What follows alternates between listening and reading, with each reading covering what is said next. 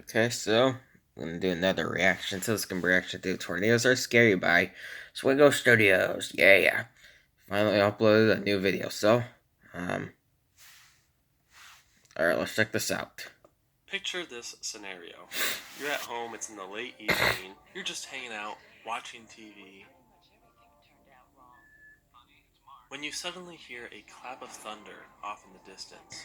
You get up to look out the window, and you notice dark clouds to the west, slowly approaching. The TV program you were watching becomes interrupted by a local weather broadcast warning of the potential of tornadoes.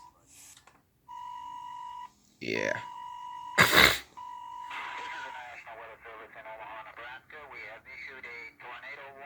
And suddenly, the tornado sirens sound. Yeah. That's ACA You grab Hurricane. your family, your pets, and you find a safe space. Perhaps it's in the basement, perhaps it's in a closet or an interior room. You seek shelter and you begin to hear a low rumble sound, almost like a train, slowly approaching, getting louder. When people talk about tornadoes sound like trains, they're not wrong.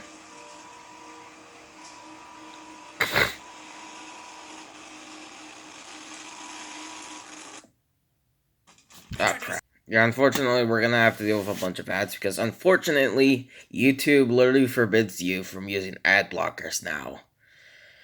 Why? Well, I have no idea. But for some reason they do, so...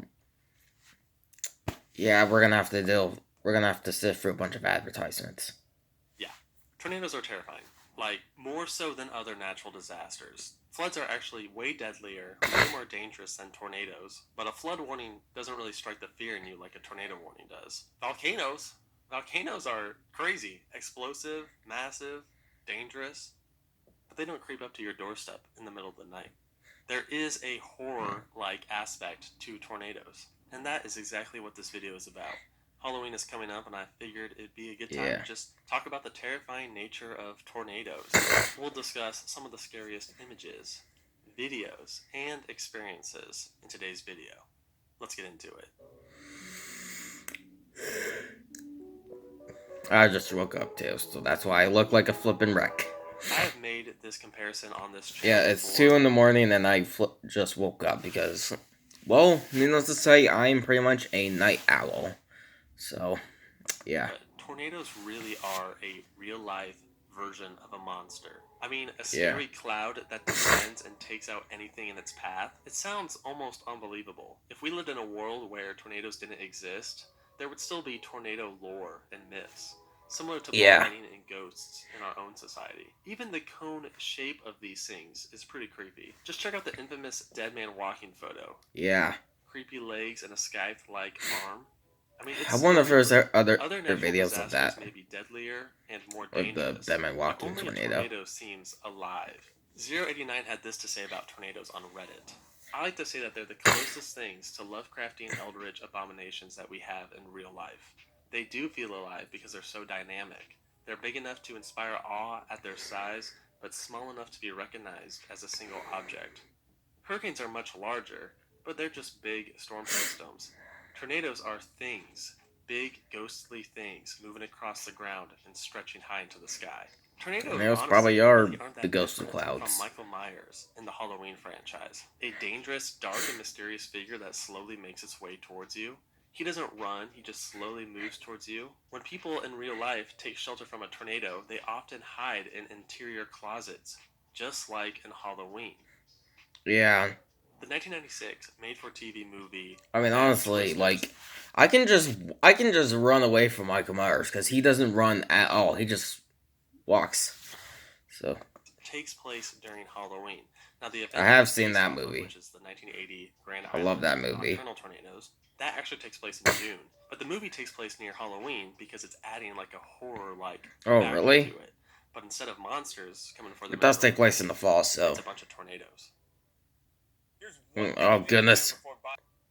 Alright. Night tornadoes are usually referred to as nocturnal tornadoes. Oh, yeah. And I want to discuss their history, starting with that tragic night in Grand Island, Nebraska. On June 3rd, 1980, Grand Island, Nebraska went through a very unique meteorological event. On that night, Grand Island was hit by 7 different tornadoes in the span of 7 8 tornadoes. hours, between Wow. 8 p.m. to 11 p.m. All in all, 5 would lose their lives, and over 200 would be injured. The experience was very traumatic, not just because you had tornadoes destroying your community, but because they came at night. This is the only known tornado photo captured from that night, and it's one of the creepiest tornado photos I've ever seen. It shows the second tornado to the left and the third tornado to the right. This tornado Goodness, man. 40 individuals, but it was actually the 5th tornado. How crazy would that be to get struck by 7 tornadoes in the same day? That night had horrifying experiences. The whole event kind of came out of nowhere. It was a Tuesday night. Many parents were away from their kids at different events. So you had a lot of kids at home freaking out because the weather was changing so rapidly. Now, the movie that we talked about earlier that was based off of this event was actually a film adaptation of the book Night of the Twisters by Ivy Ruckman. Yeah. Here's the book right here. Look at that. Scared kid. I have read the book too. Experience. Nocturnal tornadoes are twice as deadly as their daytime counterparts, even though they only make up a very small percentage of tornadoes overall. There have been countless terrifying nocturnal tornadoes. Some of the more prominent tornadoes include the Barnveld, Wisconsin F5 that hit at 12:41 a.m. on June 8, 1984. According to the Weather Service office in Madison, Wisconsin, the lightning was so intense during this tornado that there was actually a strobe effect to it. That event caused 200 injuries and 9 fatalities. Dang, man. One very recent nocturnal tornado event that comes to mind is the March 3rd, 2020 Nashville, Tennessee tornado outbreak. Ooh, the yeah. strongest tornado from that outbreak was the EF4, which had 19 fatalities and 87 injuries. Other notable night tornadoes include the Greensburg, Kansas tornado of May 8, 2007, the April 1998 Birmingham, Alabama tornado, and the downtown Lubbock, Texas tornado in 1970. Dixie Alley tends to be hit by some really bad nocturnal tornadoes. And on top of that, Dixie Alley is actually very hilly. The terrain can easily hide tornadoes, just making it unfortunately that's a true. Very dangerous place. Similar in a way to nocturnal tornadoes are rain-wrapped tornadoes. Like tornadoes, you can't actually see them, but instead of them being shrouded by darkness, they're shrouded by rain. Rain-wrapped tornadoes are extremely dangerous. In fact, the deadliest tornado since the 1950s, the 2011 Joplin EF5, was rain-wrapped. Yep. So I spent some time online looking for the creepiest and scariest tornado photos, and I came across this. This photo to me kind of freaks me out. The tornado is looming in the background of a nice suburban street, and it kind of has a liminal feel to it. This is from the 2019 Dallas EF3, which actually happened on October 20th. So 11 days before Halloween. Wow. Thankfully, this tornado took no fatalities. There was also a video captured of the event, and it also has some pretty eerie vibes to it. The fact that you can only see the tornado when the lightning flashes, freaks me out. Another creepy photo comes from June 1995 in Dimmitt, Texas. This I have seen that before. But the time of day, the darkness of the photo, the way it's like a silhouette, the headlights from the car, almost looking like it's trying to outrun it. The low-res quality really makes the photo more eerie. I think we should talk about that. I want to talk about how lower-res videos and photos just seem a little bit eerier than modern-day videos. But before we get to that, a quick word from our sponsor, Morgan & Morgan. Okay. I recently I'm not really interested in watching a sponsorship, so... Just have a creepier vibe to them. In fact, the older you go, the creepier they are. Photos from the early 20th century look very strange and dark. Yeah. Again? Often videos before 2000 just seem a lot creepier because of that low resolution. It makes the tornado more mysterious. It gives it a darker vibe. This Lindsborg, Kansas video from September 25th, 1973 is a prime example. Look at the way that it moves and dances by the water tower. Dang. Going back 16 more years to June 20th, 1957, we have the Fargo, North Dakota F5. This is some of the earliest video capture of a tornado. Vintage safety videos can also have a dark vibe to them. I remember back in school, usually in the spring, we would all get together for an assembly to watch some sort of tornado safety video. Some of them were pretty cheesy, but sometimes they kind of freaked me out. A classic example is the 1976 film. Does that even work at all? Like, going to the hallway where there's no windows, getting on your knees, bend over and covering your head and with your hands. Does that even work at all? Because honestly, I feel like it wouldn't. Like, I don't know. Like, I've you guys let me know. Have you ever done that and the tornadoes like hit your school and you were fine? Like, because honestly, I really wonder that. I really wonder if that works at all. I mean, it probably Countdown to does, but survival. I don't One really know. section in particular is pretty intense. Check it out.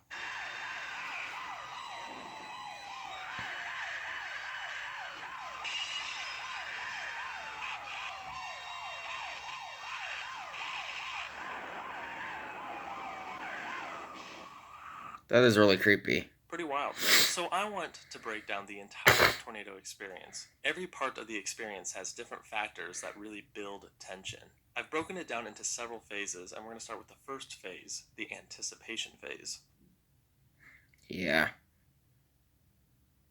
This stage usually starts off with your county being issued a tornado watch.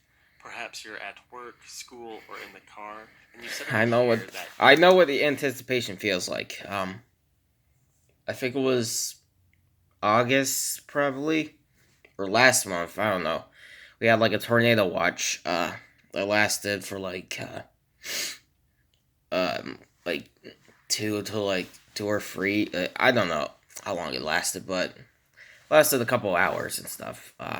You know, just the anticipation of having a tornado warning is just you know, it's not really that good of a feeling to have. So yeah. Warning.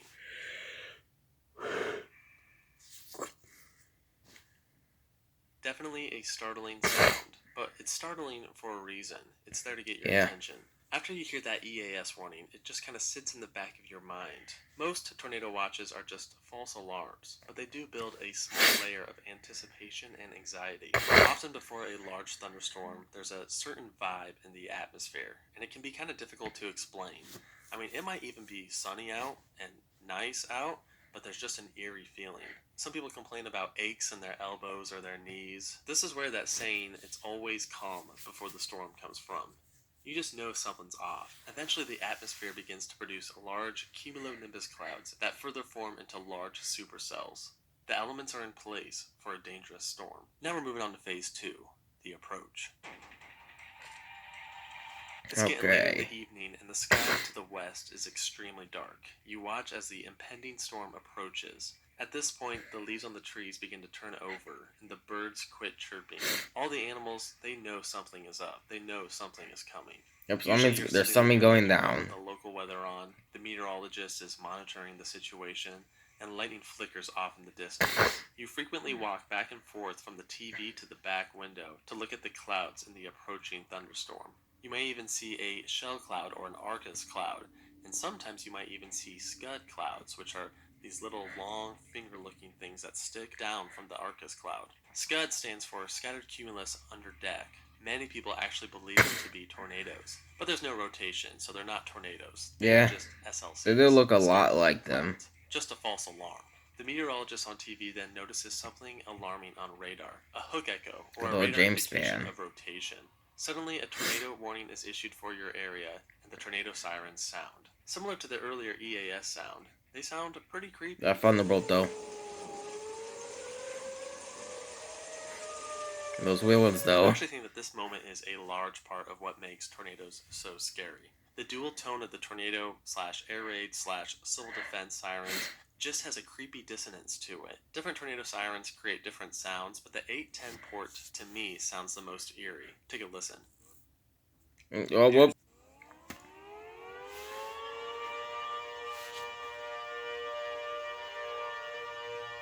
That's sounds like a creepy.